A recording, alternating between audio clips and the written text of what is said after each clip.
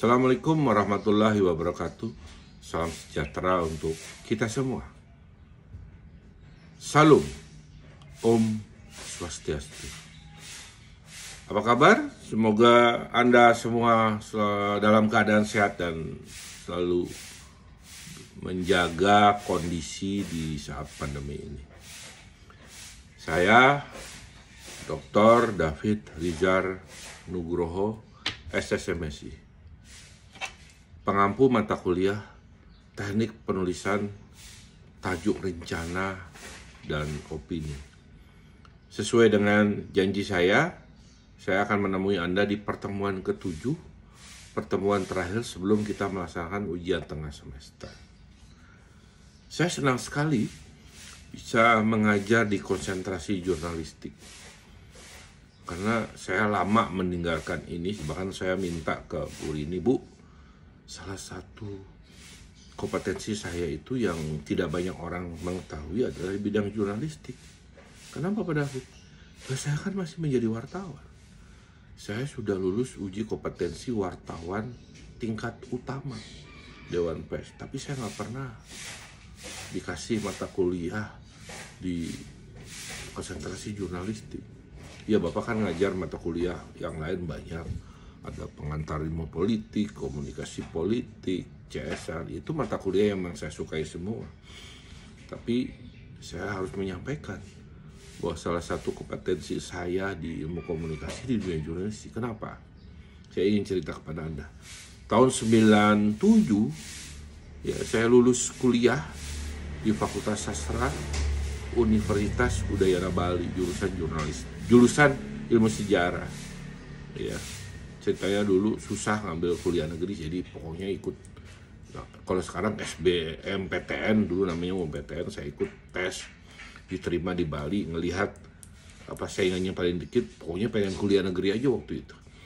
Ke Bali, ternyata belajar tentang ilmu sejarah yang di sastra, bukan di FKIP. Kalau FKIP menjadi guru. Wah, lulus mau jadi apa nih? Sejarawan. Jadi apa? Akhirnya, karena saya dulu suka membaca koran, akhirnya setelah semester akhir itu saya udah bertekad pokoknya lulus mau jadi dosen, menjadi wartawan, atau di kerja lembaga swadaya masyarakat. Itu 3 cita-cita saya. Nah, pada sekitar semester 5, 6, 7 itu saya udah aktif menulis loh. Saya kuliah di Bali. Di sana ada koran namanya Bali Post dan Nusa Tenggara. Saya jadi opini itu, yang saya ajari sekarang.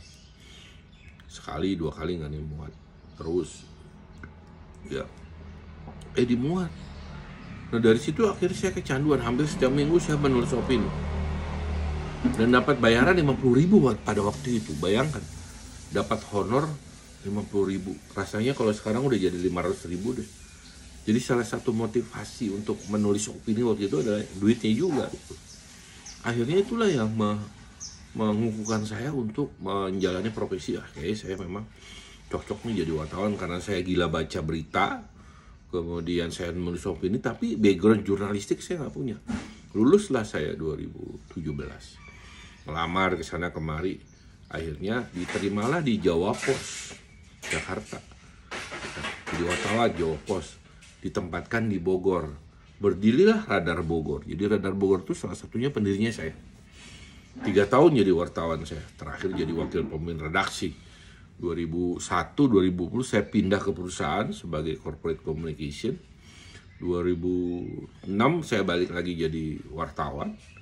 Yang saya pimpin namanya Harian Pakar sampai sekarang. Ya, jadi tahun 2006 sampai sekarang saya masih jadi pemimpin redaksi loh. Dan 2 tahun lalu saya mendirikan Pakar Online, jadi buka aja Pakar Online. Dan minggu lalu kalau Anda lihat status saya di Instagram, itu baru datang anggota Dewan Pers ke kantor saya untuk verifikasi faktual. Ya, sampai hari ini saya masih menjadi wartawan. Siapa sih dosen yang masih menjadi profesi wartawan ya di media ya? Saya, Pak Sardi, dan Bu Rati. Saya nggak tahu Bu Rati medianya apa. Kalau Pak Sardi saya tahu di majalah Trubus, ya, majalah apa, tumbuh-tumbuhan gitu. Kalau saya media umum, ya, Harian Pakar. Jadi di Bogor ini koran tinggal beberapa ekor saja. Kalau nggak salah tinggal 2 atau 3. Surat kabar Radar Bogor, surat kabar Pakar, Metro ya, yang saya tahu, yang lain nggak tahu, udah pada tutup. Tapi kalau online-nya emang luar biasa banyak sekarang, pakar online. Jadi Anda kalau pengen PKL di kantor saya juga nggak ada masalah gitu loh. Terus Pak David masih nulis opini, masih ya. Jadi saya masih menulis kolom opini itu di koran pakar kalau lagi mood. Nanti makanya saya bilang nanti deh setelah UTS kita belajar tentang praktik penulisannya, opini, tajuk rencana itu nanti setelah UTS. Sekarang mah teori-teorinya dulu sampai pertemuan 7. Gini cara-cara nanti UTS kita menulis. Jadi tugasnya nanti setelah UTS Anda bikin opini, 2 tulisan tuh, opini nulis, tajuk rencana nulis, pokoknya terus. Dan saya akan kasih contoh-contoh tulisan saya. Saya nulis terakhir kapan ya? 2 bulan lalu, sebulan lalu. Di koran saya punya kolom esai gitu, namanya Beranda ya. Saya masih nulis tentang COVID, tentang apa aja saya nulis. Tentang ikatan cinta juga saya pernah nulis. Ya. Nah itu yang makanya ini mata kuliah ini saya senang banget gitu. Tajuk rencana dan opini ini kalau bahasanya gue banget karena emang background saya dulu ini apa namanya menulis tentang opini gitu ya. Di sekolah vokasi IPB saya juga mengajar tentang ini, tentang teknik penulisan di media cetak TPU, senang banget tuh. Jadi saya ngerasa kalau ngajar mata kuliah ini tuh seperti apa ya, soulnya itu dapat. Apa sih Pak? Gimana sih? Kok bisa kita nulis opini atau gampang? Punya bahan banyak nggak di kepala? Jadi kita kalau menulis opini atau tajuk rencana, kalau nggak punya bahan di depan laptop juga bingung menulis apa gitu. Ya, maka salah satu cara untuk mendapatkan ide itu Anda harus memang suka baca. Ya. Kalau Anda nggak suka baca, kelar gitu. Ya. Jadi kalau misalnya ingin menulis ingin mengupas satu persoalan, Anda harus tahu persoalan itu apa. Persoalan itu hanya bisa kita dapat kalau kita punya bahan yang cukup. Bahan yang cukup itu kita dapat kalau kita baca. Kalau di sini ini di kepala kita kosong, depan laptop nulis apa yang nggak ada ide. Ide itu muncul kalau di kepalanya banyak bahan. Udah selesai. Ya. Jadi biasanya orang yang suka baca itu nulisnya lebih gampang. Persoalannya Anda kan nggak suka baca. Kalau Anda ngambil konsentrasi jurnalis nggak suka baca, kelar hidup lo.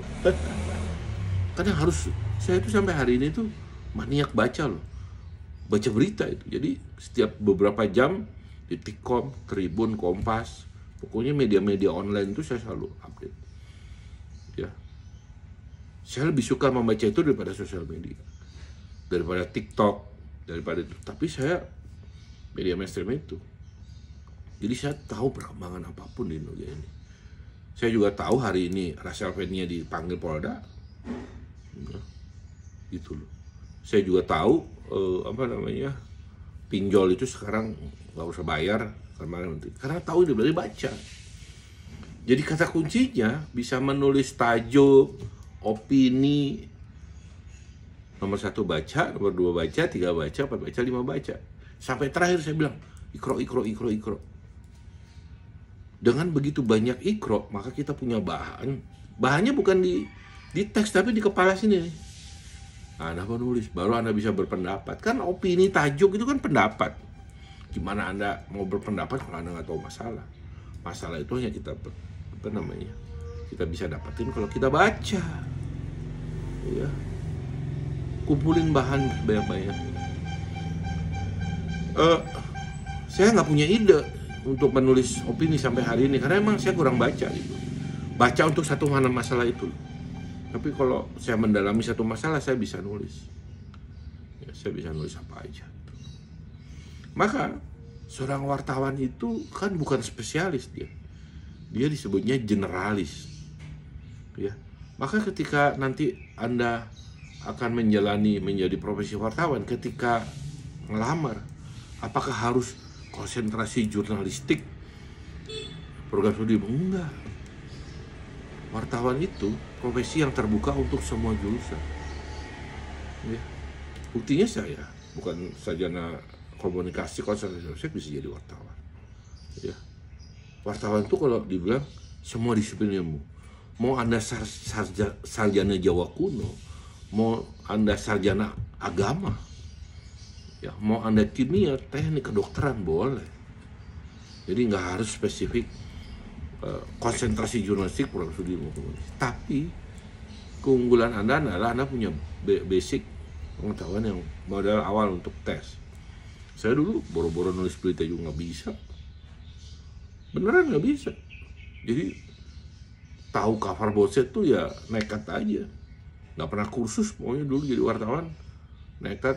Makanya yang saya lakukan adalah menulis berita kacau, diedit, dan saya ngikuti cara nulisnya itu terus. Learning by doing sambil jalan, lama-lama akhirnya bisa juga. Jadi bisa karena di lapangan, bukan karena teori. Kalau Anda kan udah belajar tuh 5W1H, piramida terbaik. Buruk, saya nggak tahu itu apa dulu. Pokoknya saya nulis berita yang ada, kemudian diedit, saya ngikutin aja tuh. Editornya maunya begitu. Ya itulah yang saya kerjakan gitu. Ya. Nah, itu kira-kira yang saya sampaikan di pertemuan ke-7 ini ya. Jadi pokoknya ujiannya nanti teori. Nah, UAS enggak, UAS karya ya. Praktik 7 teori, 7 karya. Pokoknya nanti mulai pertemuan 8 itu 9 ya, itu saya bilang, nulis setiap minggu tuh harus nulis satu tajuk, satu opini, biar aja ada tulis. Kalau nggak dipaksa Anda nggak bisa. Ini kan keterampilan gitu. Kalau cuma teori-teori doang buat apa? Harus bisa. Ya. Saya akan paksa Anda untuk menulis satu tema. Nanti saya bikinin tema-temanya, atau Anda punya tema apa? Ya harus nulis sendiri, nggak boleh. Saya tahu loh tulisan yang menyadur dari internet dan nggak, ya saya kan memang kerjaan saya nulis gitu. Ya, jadi saya ngerti nih kapasitas Anda. Ya ini mah kopas dari internet. Ya nanti saya akan kasih ke Komti contoh-contoh tulisan saya, atau saya upload nanti di LMS tentang tulisan-tulisan saya nanti setelah ujian tengah semester ya. Baik, ini aja sih pengantar di pertemuan ke-7, nggak banyak. Karena sesungguhnya wartawan itu bukan banyak ngomong. Salah, banyak nulis. Jadi tulisannya yang dibaca, bukan omongannya gitu loh. Ya. Karyanya itu dalam bentuk tulisan. Ya, itu saja saudara sekalian yang bisa saya sampaikan di pertemuan pada pagi hari ini, pagi menjelang siang atau sore, dimanapun Anda berada. Ya, selamat menjalankan ujian tengah semester. Ya, yang saya nilai adalah UTS-nya mungkin 30%, 7% karyanya. Ya, saya akan kasih nilai tinggi itu adalah karya Anda dalam bentuk tajuk rencana. Karena itu saran akhir saya. Anda punya keterampilan untuk membuat itu. Yang penting sering baca. Terima kasih. Wabillahi taufiq wa hidayah. Wassalamualaikum warahmatullahi wabarakatuh. Salam sehat dan tetap jaga prokes.